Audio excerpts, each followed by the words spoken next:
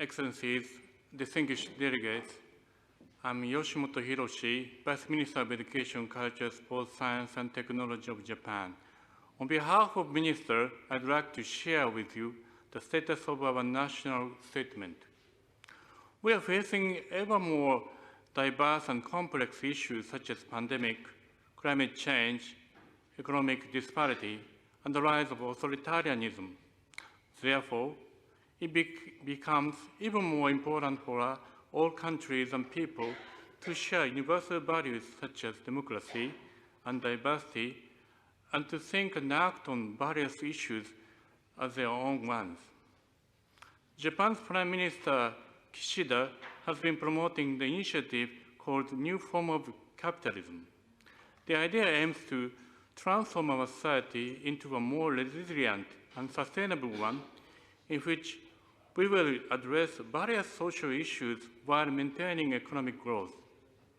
In particular, we have placed the investment in people at the core of the initiative and aim to realize a society in which all citizens perform at one's full potential. This initiative is compatible with the concept of ESD, Education for Sustainable Development, which Japan proposed and has worked on for many years, as we contribute to the achievement of SDGs and the development of human resources for this purpose. In Japan, we have conducted national consultations based on this idea. The Japanese National Commission for UNESCO has members from diverse backgrounds, including researchers, companies, and teachers.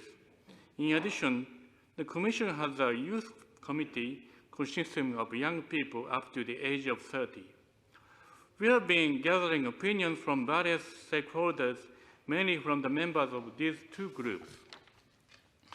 For example, a former teacher said, quote, I felt that human relations were weakened due to the school closure during the COVID-19 pandemic.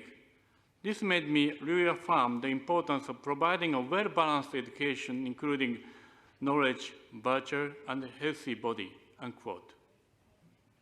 One youth said, quote, I felt that it is important to learn issues more closely linked with the real world and improve a wide range of skills in addition to subject-based learning, unquote. Taking these opinions into account, we are currently organizing the policy initiatives of the Japanese government on two pillars. The first pillar is the realization of education that leaves no one behind, which includes three policy measures. The first is the establishment of a new agency called Children and Families Agency as a control tower for child-related policies. Putting children at the center of our policy targets, we will tackle the complex issues surrounding children, such as declining birth rate, child abuse, and child poverty from the perspective of children. The second is the digitalization in education, to promote personalized learning and to ensure access to education for all children, including ones suffering from bullying and other barriers to school attendance. We will continue our efforts to provide a digital device for each student through GIGA School program, Global Information Gateway for All. The third is the expansion of the financial aid system. We have already made early childhood, upper secondary, and higher education virtually free of charge, depending on the income of the family. In addition, we have decided to expand the grant programs in higher education to cover the middle-income group. Regarding the student loan, we have also decided to create a flexible repayment system that considers life events of the students.